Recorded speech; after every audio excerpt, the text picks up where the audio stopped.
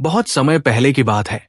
एक समृद्ध राज्य था जहां की प्रजा सुखी, संपन्न और संतुष्ट थी। इसका कारण था उस राज्य का न्यायप्रिय और परिश्रमी राजा। राजा न केवल अपने पुरुषार्थ से राज्य की समृद्धि बढ़ा रहा था, बल्कि उसने शासन व्यवस्था को इतना उत्तम बना दिया था कि सभी वर्गों का कल्याण होता था। राजा का मानना था कि एक शासक का सबसे बड़ा कर्तव्य अपनी प्रजा की भलाई करना होता है। वो दिन रात राज्य के विकास और प्रजा के हित के लिए कार्य करता था। उसके शासन में कोई भूखा नहीं सोता था, अपराध नगण्य थे और हर व्यक्ति अपने कार्य में तत्पर था। समय बीतने के साथ राजा वृद्ध हो गया। अब उसके मन में केवल एक चिंता सताने लगी, मेरे बाद इस राज्य का उत्तराधिकारी कौन होगा? यद्यपि उसका एक पुत्र था, लेकिन वो अत्यंत आलसी और अहंकारी था। उसने हमेशा राजसी ठाट-बाट में ही जीवन जिया था।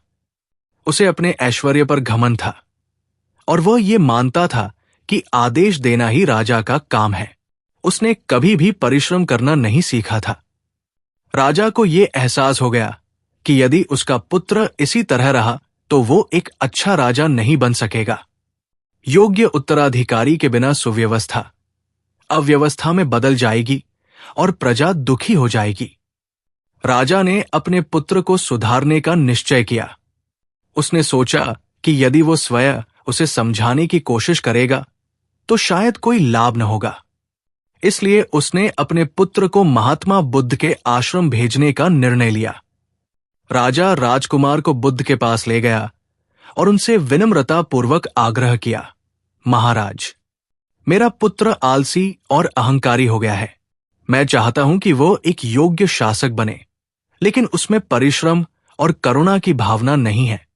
कृपया उसे सही मार्ग दिखाइए। बुद्ध मुस्कुराए और बोले, चिंता मत करो राजन, समय ही सबसे बड़ा शिक्षक है। मैं इसे शीघ्र ही कर्म का महत्व सिखा दूंगा। अगले ही दिन बुद्ध ने राजकुमार को अपने पास बुलाया और आदेश दिया, वत्स, यहां से 5 कोस दूर एक घना जंगल है। तुम वहां जाओ और वहां से कुछ फूलों के पौधे लाकर इस आश्रम में रोपो। राजकुमार ये सुनते ही क्रोधित हो गया। उसे आज तक किसी ने कोई कार्य करने के लिए नहीं कहा था। उसने तो केवल आदेश देना ही सीखा था, कार्य करना नहीं। लेकिन पिता के आदेश के कारण वो विवश था।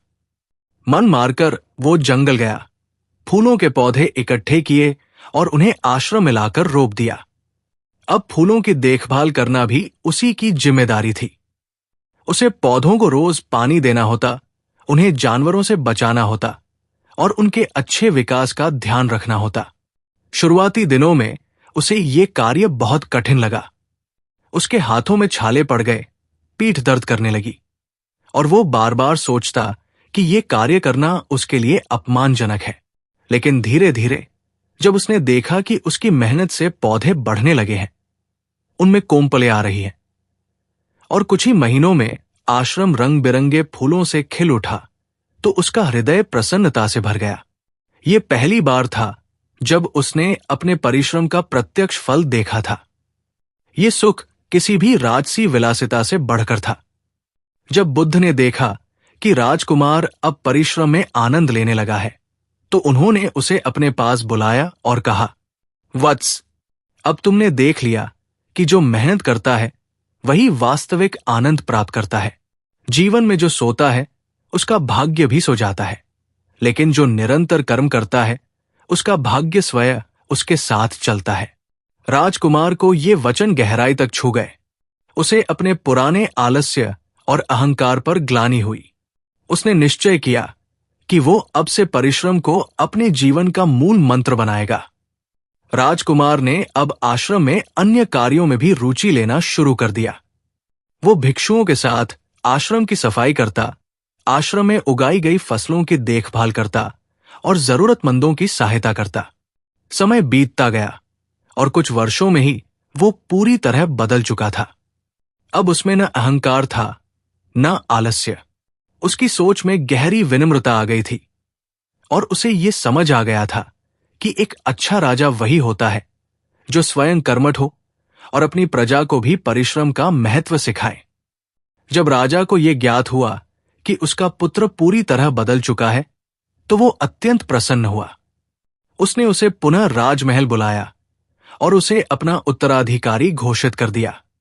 राजकुमार ने सिंहासन पर बैठने के बाद भी बुद्ध की शिक्षा को नहीं भुलाया। उसने राज्य में परिश्रम को सर्वोपरि स्थान दिया और सभी को कर्मयोग की राह पर चलने के लिए प्रेरित किया। परिश्रम से ही सफलता मिलती है। जो व्यक्ति सोता है उसका भाग्य भी सो जाता है, लेकिन जो कर्म करता है उसका भाग्य भी चलता रहता है। सच्चा नेतृत्व वही करता है जो स्वयं परिश्रमी होता है। अहंकार और आलस्य किसी भी व्यक्ति के पतन का कारण बन सकते हैं।